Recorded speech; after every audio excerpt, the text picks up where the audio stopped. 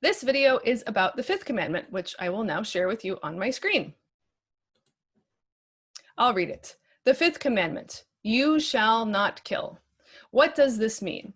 We should fear and love God so that we do not hurt or harm our neighbors' bodies, but support and serve them in all necessities. So again, structure as we've seen, this is a negative one, and from now on, all the commandments will be phrased in this negative sense. You shall not kill. The question, what does this mean? The introduction, we should fear and love God so that we do not. So again, even something like murder is forbidden because it is opposed to our fear and love of God alone.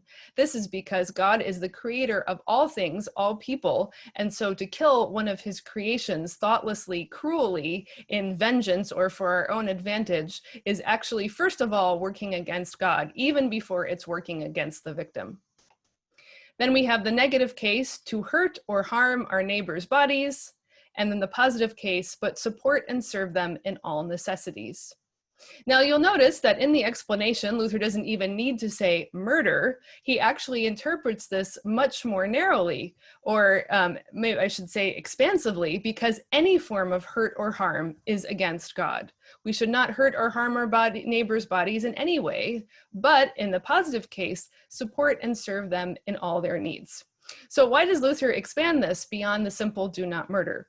It's because he is following Jesus' teaching on the Sermon on the Mount, where Jesus says, you have heard it said, you shall not kill, but I say to you that if you even say in your heart, you fool, you are guilty of murder of your neighbor.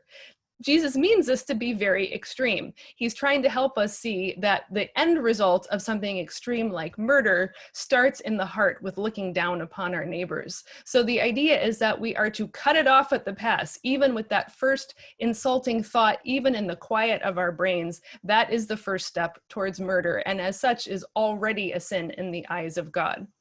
On the positive side, there are many, many stories that Jesus tells and the apostles teach about how we are responsible for our neighbors. So the fifth commandment doesn't only forbid us from killing, but also encourages us to look after everybody in need. We are all part of God's creation and God's family. We are responsible for each other.